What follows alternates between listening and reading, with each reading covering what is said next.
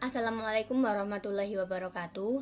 Perkenalkan, nama saya Masita Dwi Akbarani, NIM 191400028, dan rekan saya Paramita Aisyah Salsabila, NIM 191400509. Di sini kami akan menjelaskan tentang apresiasi puisi anak dengan pendekatan parafrase. Pengertian pendekatan parafratis. Prinsip-prinsip pendekatan parafratis akan saya jelaskan, dan langkah-langkah pendekatan dan contoh pengapresiasiannya akan dijelaskan oleh teman saya, Paramita Aisyah Salsabila.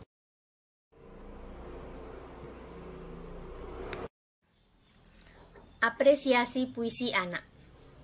Pengertian apresiasi puisi. Sastra akan mengungkapkan kehidupan manusia melalui proses penciptaannya, melalui imajinasi dan kreativitas yang tinggi bagi para sastrawan. Pengarang atau pencipta harus menghayati segala persoalan kehidupan yang ada di muka bumi ini.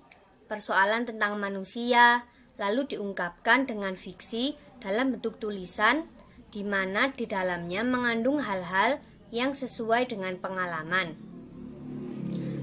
Pengarang dapat mengekspresikan karyanya lewat fiksi serta memanipulasi dan mengindahkan karyanya lewat fiksi. Oleh karena itu, pembaca yang membaca dapat mengerti makna dalam puisi tersebut.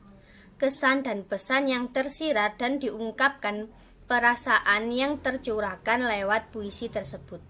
Kumpulan kalimat-kalimat yang pendek, padat, serta konotasi yang terdapat pada puisi menyebabkan puisi sulit untuk dipahami oleh pembaca. Oleh karena itu, diperlukan langkah-langkah untuk mengapresiasi puisi. Yang pertama, membaca puisi secara berulang-ulang agar pembaca memahami maksud dari puisi. Yang kedua, memberi penanggalan, yaitu garis miring tunggal untuk puisi yang terdapat koma dan memberi tanda 2 garis miring, yaitu sebagai ganti titik jika makna kalimat sudah tercapai. Yang ketiga, menyelipkan kata-kata yang dapat memperjelas kalimat puisi tersebut. Yang keempat, menentukan kata atau kalimat yang konotatif jika kalimat konotatif tersebut ada.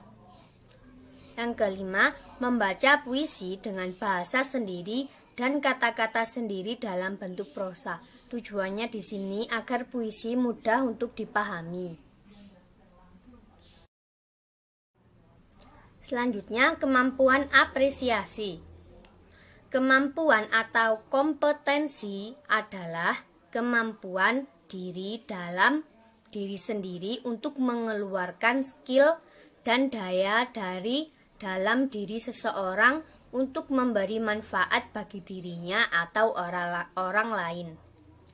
Kemampuan juga diartikan suatu kompetensi seseorang serta keterampilan dari diri seseorang, berupa aspek membaca, aspek menulis, berbicara, dan berekspresi.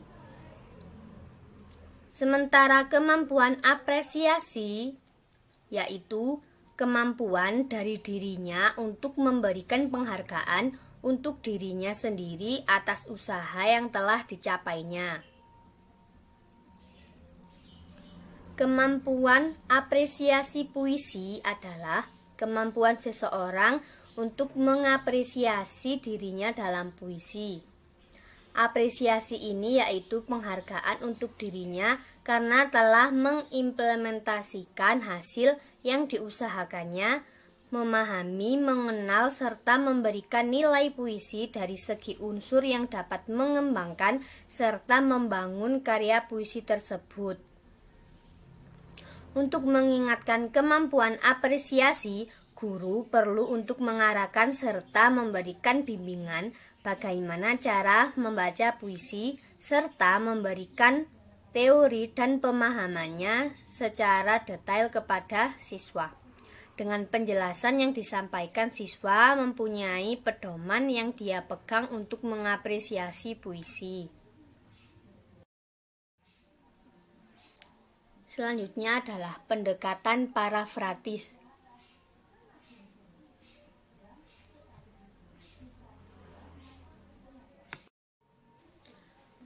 Parafrasa merupakan suatu keterampilan yang dapat meningkatkan apresiasi puisi, mengubah bentuk karya sastra tertentu menjadi bentuk karya sastra yang lain tanpa mengubah tema atau gagasan pokoknya. Dengan adanya pengubahan tersebut, maka isi sebuah karya sastra akan makin mudah dimengerti dan dipahami.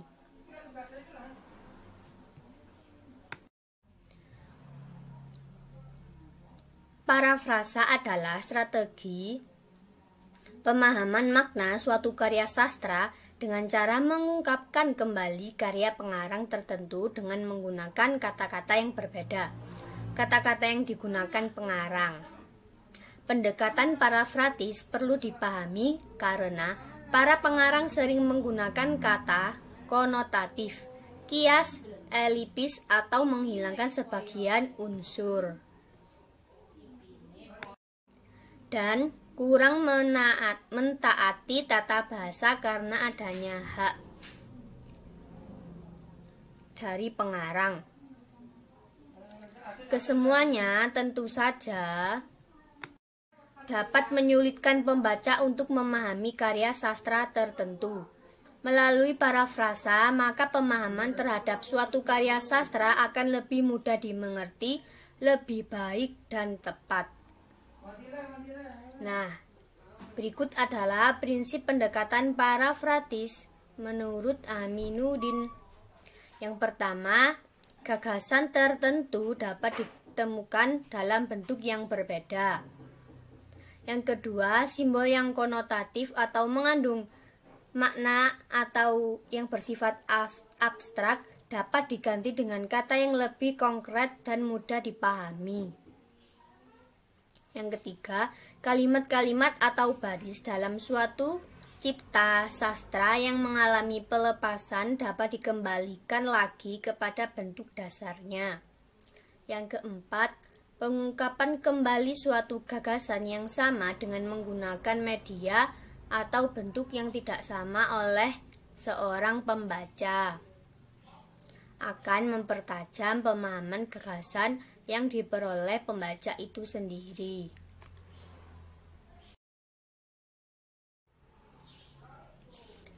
Sedangkan menurut pendapat Dibiaketut mengemukakan teknik memparafrasekan puisi sebagai berikut. Yang pertama adalah teknik lirik, yaitu perubahan bentuk puisi yang dalam bentuk prosa dengan mendasarkan kepada kalimat demi kalimat yang terdapat dalam puisi tersebut. Yang kedua, teknik bait, yaitu perubahan bentuk puisi menjadi prosa didasarkan pada susunan bait demi bait yang menyusun puisi yang diparafrasekan. Yang ketiga, teknik global, didasarkan pada keseluruhan unsur yang membentuk puisi. Maka yang tercermin dalam puisi dituangkan ke dalam bentuk prosa. Selanjutnya yaitu tahap pendekatan parafratis. Bentuk puisi dirubah menjadi bentuk prosa. Yang pertama, membaca puisi dengan penuh pemahaman. Dan yang kedua, menemukan kata kunci. Yang ketiga, menghubungkan kata kunci. Yang keempat, hubungkan kata kunci dengan menambah kata imbuhan. Dan yang terakhir, menyempurnakan hasil perubahan. Selanjutnya yaitu penerapan apresiasi puisi dengan pendekatan parafrasis. Di situ ada contoh puisi Sajak Putih dari karya Khairil Anwar. Dengan memparafrase sebuah puisi, dimungkinkan akan mampu mempermudah pemahaman terhadap aspek makna dan pesan dari isi puisi tersebut. Parafrasis bisa dilakukan dengan dua macam teknik, yaitu melengkapi bagian-bagian dan terlipsis dari puisi tersebut, baik yang berupa ejaan maupun kata atau frase, dan menulis kembali dengan kalimat lain maksud dari baris-baris puisi tersebut. Contohnya yaitu pada baris bersandar pada tari warna pelangi, kau depanku bertudung sutera senja. Penggalan puisi di atas dapat diparafrase dengan cara melengkapi bagian kalimat yang dielipsikan menjadi bersandar pada tarian yang berwarna pelangi. Kau di depanku bertudung dengan kain sutra pada waktu senja. Atau bisa pula dilakukan dengan cara mencoba memahami secara keseluruhan teks puisi tersebut, kemudian menyampaikannya kembali dalam bentuk kalimat yang lain. Untuk teks di atas dapat diuraikan menjadi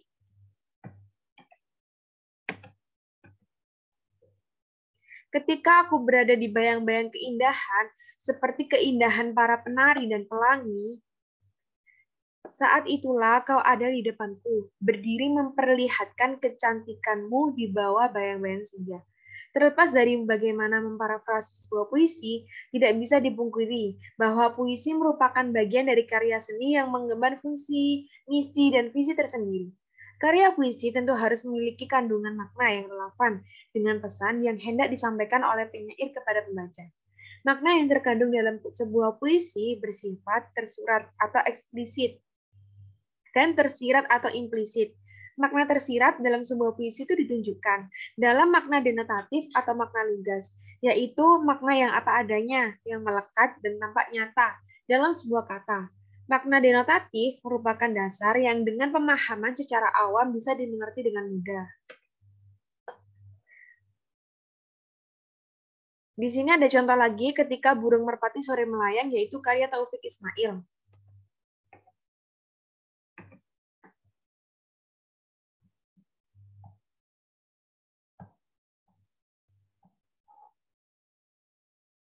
Nah, pada puisi ketika burung merpati sore melayang, yaitu karya Taufik Ismail, dari puisi ini bercerita bahwa banyak orang yang hidup di bumi ini, di negeri ini, sudah tidak memiliki akhlak, sudah tidak pantas dianggap manusia, karena tidak berperi kemanusiaan.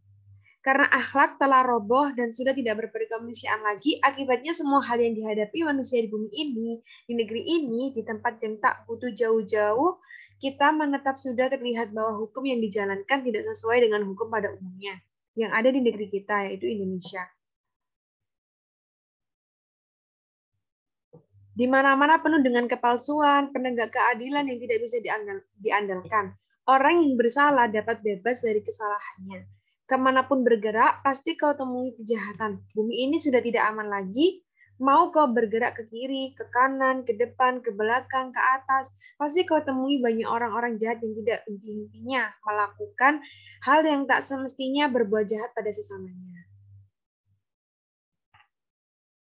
Cerita ini berkat mengingat-ingat bahaya yang dahulu menimpa kaum bangsa Indonesia ketika peperangan terjadi pada tahun 1947 di Ambarawa dan Salatiga. Pengeboman itu terulang kembali pada tahun 1998 yang kejadiannya jauh lebih menyeramkan, jauh lebih dahsyat, jauh lebih memakan banyaknya korban yang tidak selamat karena pengeboman itu. Bumi ini sangatlah kasihan karena penghuninya tidak memiliki belas kasihan pada tempatnya berteduh. Penghuninya tidak merawat tempat tinggalnya. Itu tadi penjelasan tentang penerapan apresiasi puisi anak menggunakan pendekatan parafrastis. Jadi bisa disimpulkan pendekatan parafrastis selain untuk mempermudah upaya pemahaman makna suatu bacaan, juga digunakan untuk mempertajam, memperluas, dan melengkapi pemahaman pendekatan parafrastis yang melengkapi pemahaman makna yang diperoleh pembaca itu sendiri. Prinsip-prinsip penerapan pendekatan parafrastis hakikatnya itu berangkat dari pemikiran bahwa yang pertama, gagasan yang sama itu disampaikan lewat bentuk yang berbeda. Simbol-simbol yang bersifat konotatif dalam suatu cipta sastra dapat diganti dengan lambang atau bentuk lain yang tidak mengandung ketaksaan makna. Dan yang ketiga, kalimat atau baris dalam suatu cipta sastra mengalami pelepasan dapat dikembalikan lagi kepada bentuk dasarnya. Dan yang kelima, dan yang terakhir, pengungkapan kembali suatu gagasan yang sama dengan menggunakan media atau bentuk yang tidak sama oleh seseorang pembaca akan mempertajam pemahaman gagasan yang diperoleh dari pembaca itu sendiri. Baik, terima kasih. Itu tadi penjelasannya. Wassalamualaikum warahmatullahi wabarakatuh.